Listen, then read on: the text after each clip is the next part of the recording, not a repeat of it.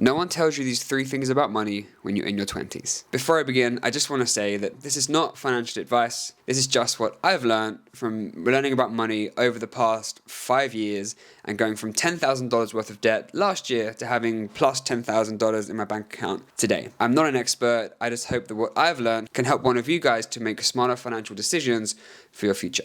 I've always been a let's have a good time and worry about the money later kind of guy, which means I've had a lot of great experiences, but also means I've been broke for most of my life. Over the past 5 years, I've done a lot of work and learning around money, and I think these 3 things are the biggest lessons you could learn in your 20s. Number 1, the average amount of money you have in your bank account is directly related to your mindset. If you've been constantly broke and in a state of scarcity for a long time, you need to start looking inwards and trying to figure out and uncover the limiting beliefs and thought patterns that are keeping you stuck. Unconscious beliefs lead to thoughts, and thoughts lead to actions, and actions lead to results. I was in $10,000 worth of tax debt and working multiple jobs that none of them served me financially. And I would have kept doing these things if I hadn't have uncovered this unconscious belief that I had that I didn't know how to handle money. Once I had uncovered this belief that I didn't know how to handle money, within 3 months, I'd paid off my tax debt and I'd got myself a job that pays me well. Once I'd realized that it was my own mental state and my own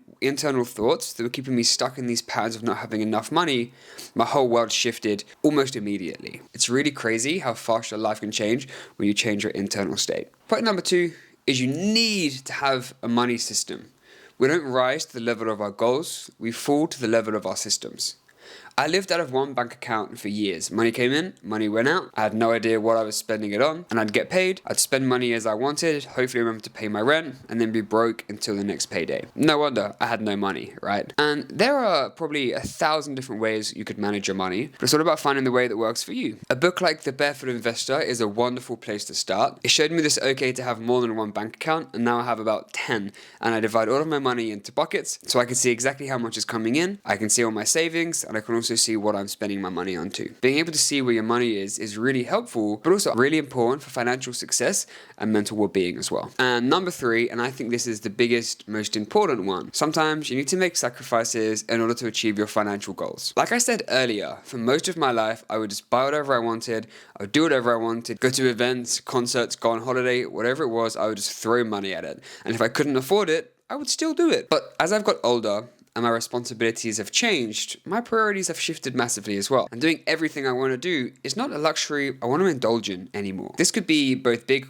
purchases and small holidays. It could be booking a holiday, or it could be buying a chocolate bar. In 2024, I chose to do everything I wanted, and I had an incredible year, and I did some amazing things. I don't regret any of it. But then in 2025, I had a realization, wait a second, it's no wonder I don't have any money, because I've been spending it all on these things that I think are helping me. And yes, they're helping me have a good time and grow as a person, but they're not helping me financially. Now in 2025, I made a commitment to myself. I'm going to say no to almost every opportunity that comes up. And that's not a coincidence that within 2025 was the year that I got out of debt. Maybe, like I said in my previous comment as well, maybe changing that mindset also helped, but saying no to everything made a huge difference to my financial well-being. And even the little things do add up. I'm a big fan of having a coffee at the cafe, or buying lunch out, or getting a chocolate bar for a mid-afternoon snack, but all of these things really do add up. And it's not until you start tracking these things you realize how much difference it can actually make. It's still important to do these things and to enjoy your life, but moderation is key. Do you need to buy a coffee every day if you're saving for a holiday or a wedding? Do you need to go to this festival if you're trying to save for your future? I think this is one of the things about delayed gratification. You know, having something now that you want is really great, but it's instant gratification. Whereas if I have my wedding day in 10 months time and we have an amazing day and we could do that because me and my partner said no to a lot of things, that's delayed gratification. And on that wedding day, it's going to feel so much better knowing that we saved money and said no to a lot of things so we could have all of our family and friends in one place and have an amazing party. Every dollar you spend today is one less dollar you can spend on something in the future. Just keep that in mind. Money, like everything, is a game, but you can choose to make your own rules. And the outcome is 100% dictated by the actions you take today. It's never too late to start working on your finances. Obviously, the earlier the better.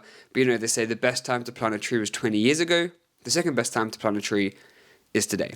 And it may seem late, but you in 20 years will thank the past versions of yourself for making sacrifices every day to give yourself that financial security in the future. I am by no means a financial expert. Like I say, until last year, I was in $10,000 worth of debt, but I'm learning a lot and I'm progressing and my net worth is progressing and it's building. I just want to be able to share these things with you and maybe it'll inspire you to start taking steps towards your financial future today.